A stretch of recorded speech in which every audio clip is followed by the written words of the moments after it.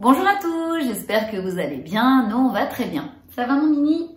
Tu dis bonjour aux abonnés? Bonjour les abonnés. Alors, c'est une question que de nombreux propriétaires se posent. Toutefois, si elle est légitime, elle n'est absolument pas une fin en soi. Elle ne doit ni conditionner l'affection, ni conditionner l'amour que vous leur portez. Alors, mon chien est-il surdoué? Je vous explique tout ça après le générique, c'est parti!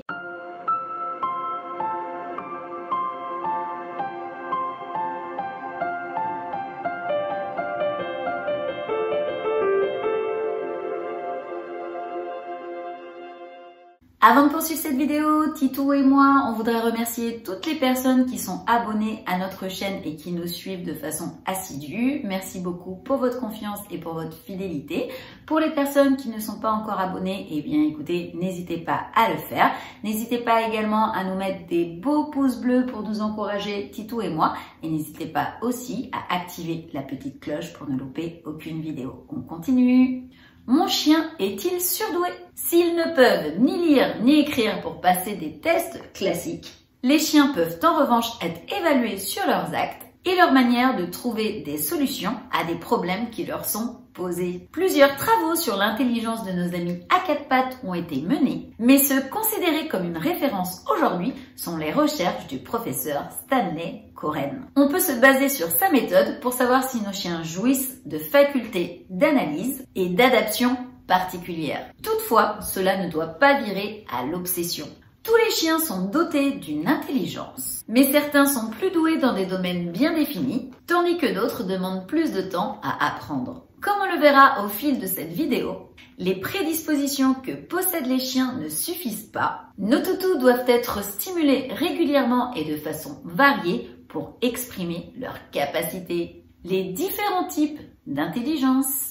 Le chercheur américain Stanley Coren, spécialisé en psychologie et en neuropsychologie, a effectué divers travaux autour des capacités intellectuelles et cognitives des chiens. Ainsi, ces recherches l'ont notamment amené à conclure que nos amis canidés avaient l'intelligence d'un bébé humain de 2 ans. D'après le professeur Coren, les chiens sont capables de comprendre 165 mots environ en moyenne. Les meilleurs dans ce domaine peuvent retenir et réagir à près d'1 millier d'expressions. Il a également identifié 3 types d'intelligence chez le chien. L'intelligence instinctive, l'intelligence d'adaptation à des situations et enfin l'intelligence de travail. Ce qui signifie donc que, outre les prédispositions avec lesquelles naissent les chiens, ce sont aussi l'environnement et les activités régulières qu'on leur propose qui façonnent leur habitude. Le professeur Coren avance même des chiffres dans ce sens, estimant que l'intelligence canine dépend de 49% de l'environnement dans lequel il évolue, les 51 restants relevant purement de la génétique. En clair, quelle que soit la race de votre chien, faites-lui faire de l'exercice, proposez-lui des activités variées,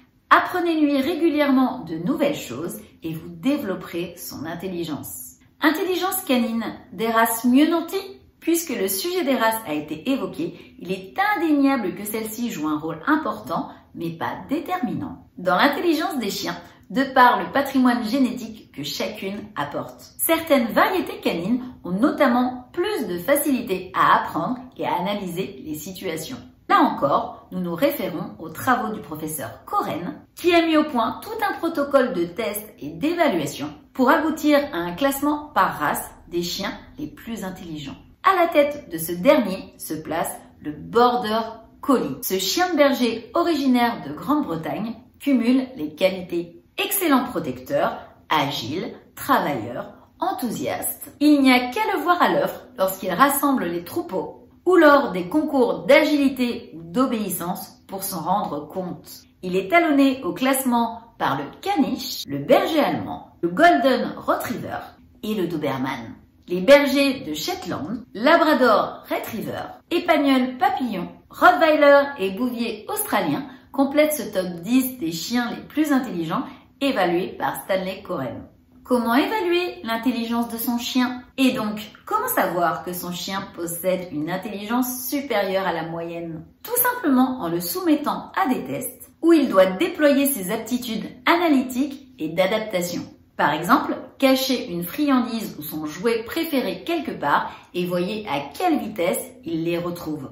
Bien entendu, le flair joue ici une fonction prépondérante, mais c'est aussi et surtout la manière avec laquelle l'animal procède dans sa recherche qui donne un indice sur ses capacités. Le temps d'apprentissage des nouveaux tours est tout aussi révélateur de son intelligence. Plus vite il peut intégrer ses exercices et les maîtriser, plus son intelligence peut être considérée comme élevée. Enfin, parmi les critères sur lesquels on peut baser l'évaluation de l'intelligence des chiens, il y a aussi la réaction du chien aux mots qu'on lui adresse. On peut ainsi dire à son animal une suite de termes qu'il ne connaît pas, mais parmi lesquels se trouve un ordre qu'il a préalablement bien maîtrisé, comme assis par exemple, puis voir s'il l'exécute en l'entendant au milieu de la séquence. Eh bien écoutez, on en a fini pour cette vidéo, j'espère qu'elle vous aura plu et qu'elle vous sera utile surtout. Si c'est le cas, n'hésitez pas à nous mettre une avalanche de pouces bleus en dessous, n'hésitez pas à vous abonner à la chaîne si ce n'est pas encore fait